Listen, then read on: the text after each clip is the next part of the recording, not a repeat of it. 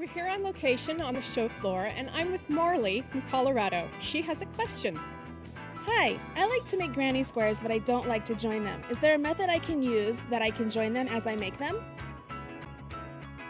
I'm here with Kathy Elkins from Webs, and we're going to answer the question, how do I join granny squares as I go?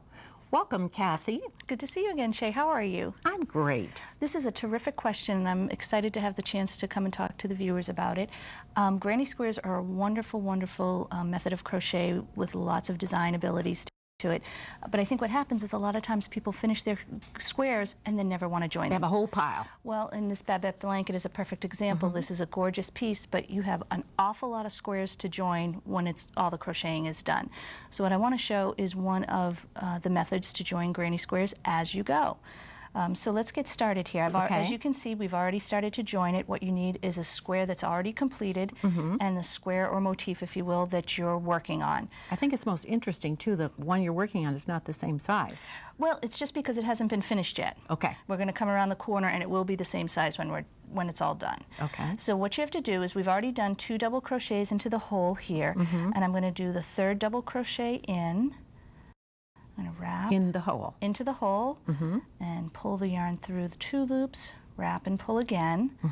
And now I'm going to keep the working yarn behind the hook, and I'm going to go into the completed square front to back into the double crochet, and I'm going to pull the loop, the yarn through the square and through the loop, and now it's attached. And then I'm going to chain, because what's really happening here, if you look at a chain, let me try and move the hook, is I'm putting the double crochets into this hole and lining them up to join with the double crochets that are already completed on the finished square. Right. So I did the chain to bridge over, and now I'm going to go to this next hole, and I'm going to do my next double crochet into that hole. Okay. And pull the loops through, and pull through, and again, yarn, the working yarn behind Always the hook. behind your hook. Always behind the hook, otherwise you're going to get yourself all jumbled up. Okay. And into the double crochets and pull the working yarn through the loops and the loop that was on your hook. Okay. And then you just keep going. Chain for a bridge? No, not yet. You have to do 3 double crochets first. Oh, okay. Again, because you've got to look at your motif, and it will vary. This technique will vary depending on the square. I happen to have this granny square that has 3 double crochets in it.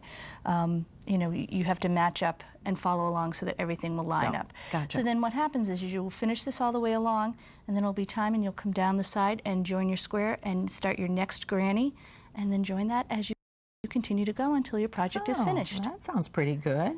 Now, Kathy, I want to ask you about this. These squares are different sizes. How would you put those squares together? This technique would not be what I would choose to do. This blanket was actually done using a whip stitch. There are joining techniques that you can use for different motifs, for circles and flowers and things like that, but those are other techniques that maybe on a future show we can talk about. Well, thanks, Kathy. You're a great guest. Thanks.